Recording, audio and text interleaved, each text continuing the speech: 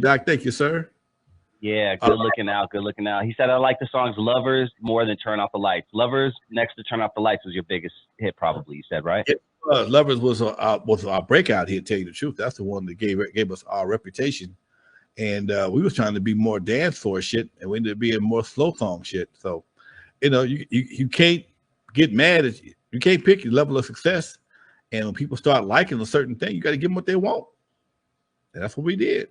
That's how you got to Turn Off the Lights. Lovers was an 8 minute. Lovers was 8 minute long, and it was hard to get it played on the radio. But they played it. They played it. They played it all the way to the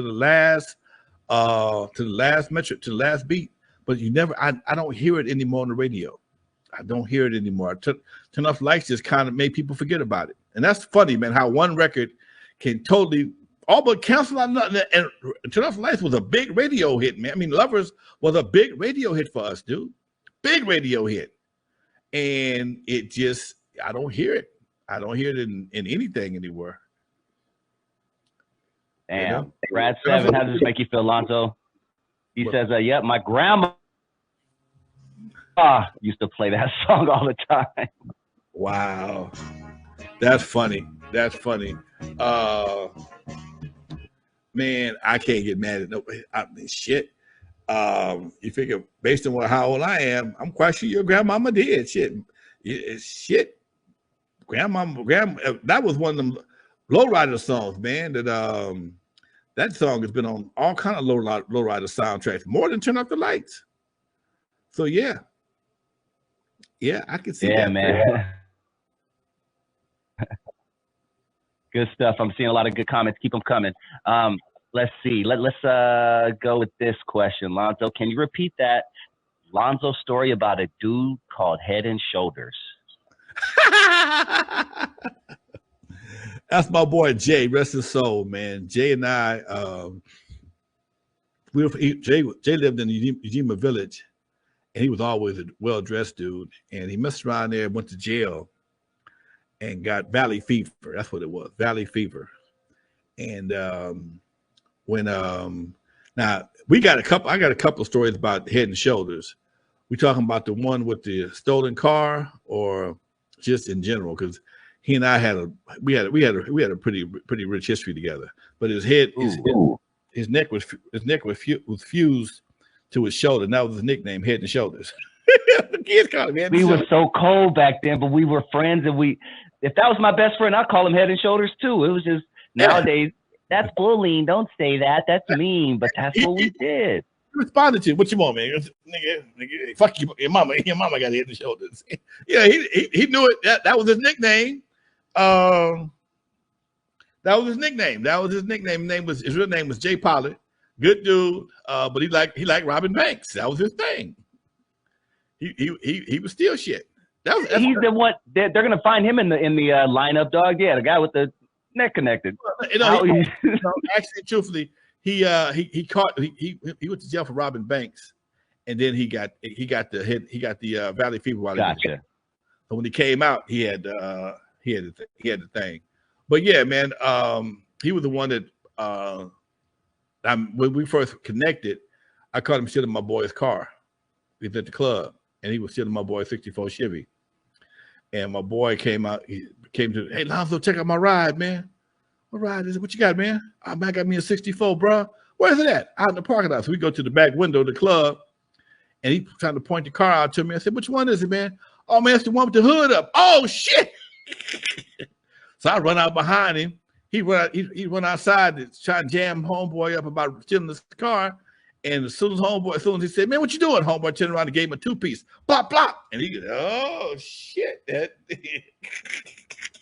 He started seeing other shit, the little stars and shit. And he started running.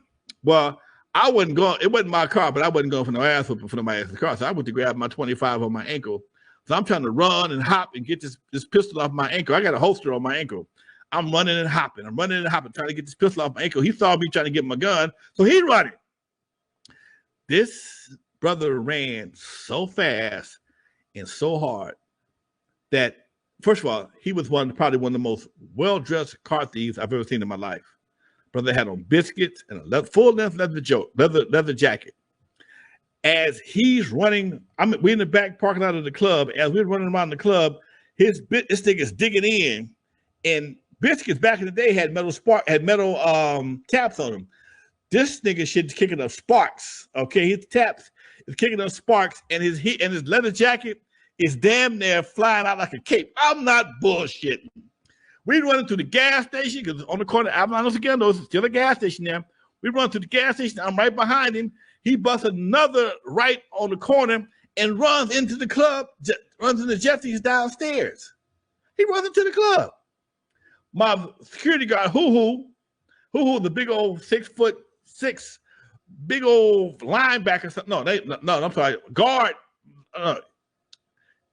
Tackle. He's more of a tackle. He wasn't no guard. Too big for a damn guard. Anyway, Hoo always on the phone talking to his girlfriend. He was big old simp. Hoo grabbed him. So Hoo went to pay phone. Hoo grabbed Jay, and he holding Jay. By this time, Alan staggers around the corner, try and get some shit, get a lick or two back on Jay. Jay pumped up, and as soon as he see Alan coming, Alan went to hit him. Jay slipped a punch. Alan hit the payphone, broke his hand, and 35 cents fell out. All while Hoo was holding. There's no bullshit.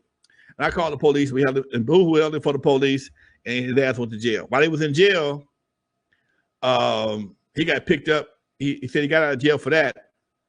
And then before he left the court, they pulled one of them. He had happened to him twice.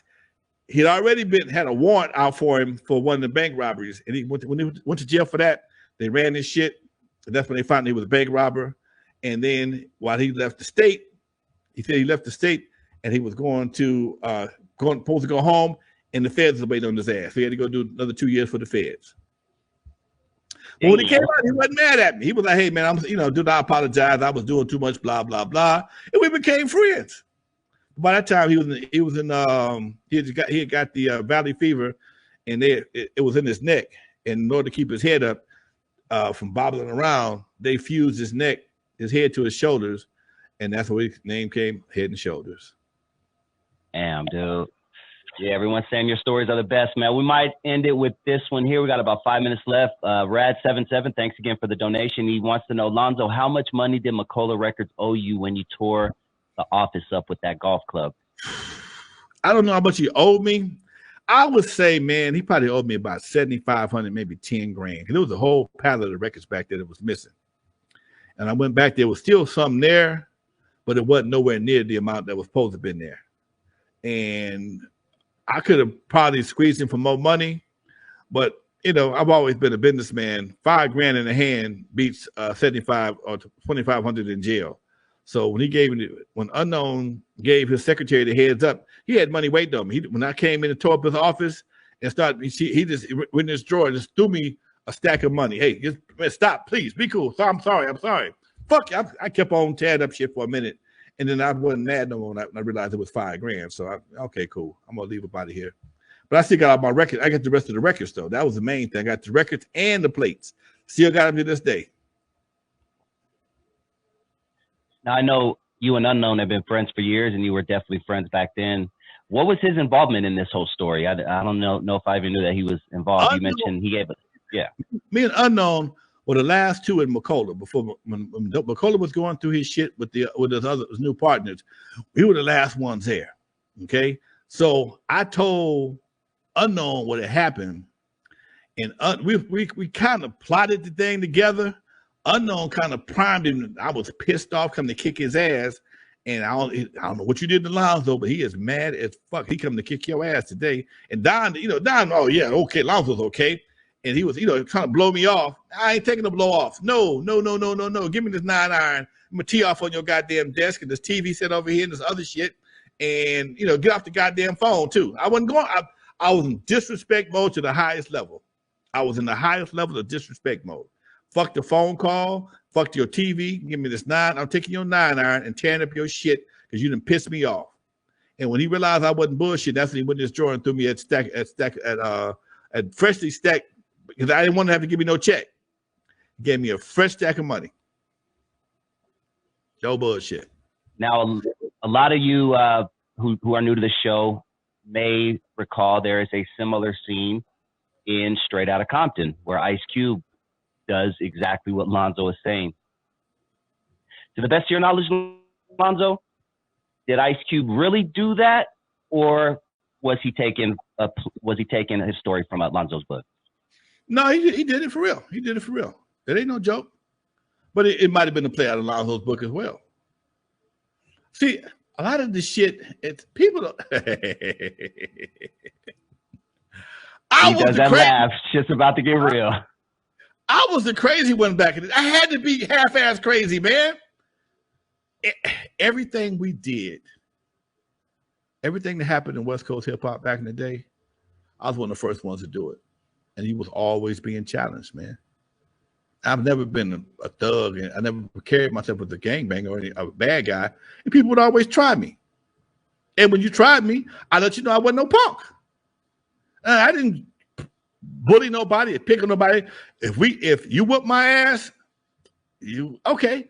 But if I whoop your ass, I'm gonna try and be cool with you at least. I ain't got a whole lot. I'm not undefeated. I'm not gonna sit and tell you that, guy. I'm not undefeated. But I'm 100% respected. That's for damn sure. If we fight, you're gonna know you're gonna fight. There will be a remnant of this altercation. That's always been my MO. It will be a limp or a bite mark or something. It's gonna be a memory of this altercation. Okay, and that was always my. Hey man, I ain't got to kill you, but I'm gonna make you think you was gonna die. And there it is, man.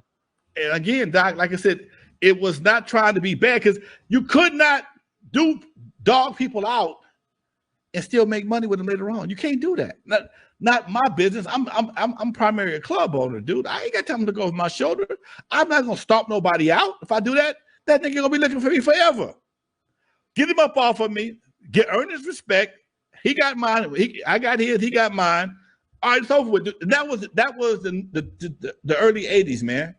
Guys didn't fight to kill. It wasn't about that. It was about, all right, man, I'm going to test your shit, and if your shit ain't up to par, I'm going to punk you. No, we're not going for no punking, but I'm gonna let you know my shit's up to par. That's all it was, man. Different era, different mindset. Folks did not fight. It wasn't about fighting to the kill. It was about fighting for respect. Mm-hmm. There it is, man. Let's go on and call it a night, Lonzo. That hour flew by. Any last words? You want to hit them with that outro? Any questions that you guys got? I got you, man. We'll get you on the next show. Make sure you guys tune in next week. All right, folks. For those who never heard of me, I'm the first one to put Dr. Dre in the surgery, stuck Ice Cube in the freezer until he got cold on the eve after dark, 50-yard line to Super Bowl. In the movie Straight Outta Compton, they played me like a hater of rap. Don't believe that Hollywood bullshit because it was all cap. My history goes deeper than you will ever know. Just remember that N.W.A. stands for not without Lonzo. Peace, folks.